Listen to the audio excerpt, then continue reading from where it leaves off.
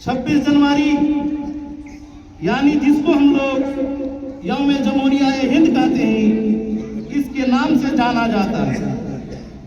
यौम जमहूरिया हिंद का नारा, इसका नगमा आज हिंदुस्तान के कोने कोने, शहर हो या देहात, गांव हो या कस्बा, हर गली मोहल्ले में आपको यौम जमहूरिया हिंद का नगमा सुनाई देंगे। लेकिन बात दरअसल यह है कि यौम जमहूरिया हिंद क्या है और यह क्यों मनाया जाता है। आपको मालूम है सन 1947 में हम लोग 200 साल अंग्रेजों के गुलामियत में थे। उनसे आज़ाद होने के लिए हमारे बुजुर्गों ने, हमारे रहबरों ने मेहनत और मशक्कत और अपनी जान की कुर्बानी देकर इस देश को आज़ाद कराया। आपको मालूम है अशफाकुल्लाह खान, शाह बहादुर जफर, इन लोगों को कितनी मुसीबतें उठानी पड़ी। मौलाना अबुल कलाम आज़ाद, महात्मा गांधी, बेशुमार नाम है, उनको आज लेने का उतना नाम शुमार नहीं किया जा सकता।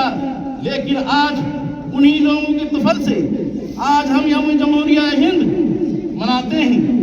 आज हम खुले आसमान के नीचे, आज हम खुले मैदान में यौम जमहूरिया के झंडा लहराते हैं, उन्हीं की बदौलत, उन्हीं की कुर्बानी की वजह से।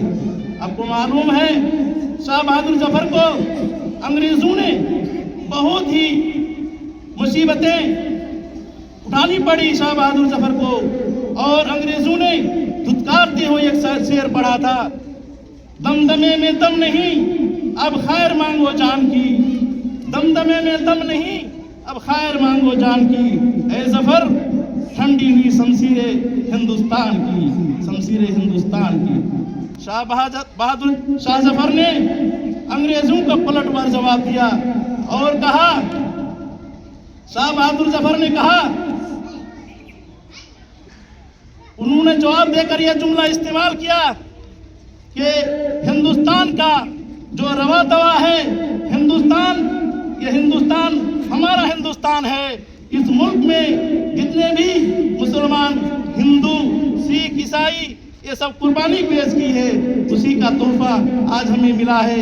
ये आज हमको ये मुश्किल का कोई सामना नहीं, बल्कि उन्होंने ये आज़ादी कराने के बाद 1950 में 26 जनवरी का ये आइन मुकर्रर हुआ, इसको नाफिज किया गया, और इसके लिए हमारे उलमाए किराम और मुसलमान कायदीन और डॉक्टर भीमराव अंबेडकर की सदारत में एक नया कानून नाफिज किया गया, और उसमें लगभग 2 साल 11 महीना 2 साल 11 महीना 18 दिन लगभग उसमें कि ये मुल्क किसी हिंदू का नहीं है, किसी मुस्लिम का नहीं है, किसी ईसाई का नहीं है, बल्कि ये मुल्क सबके लिए बराबर है, सबको बराबरी का हिस्सा है।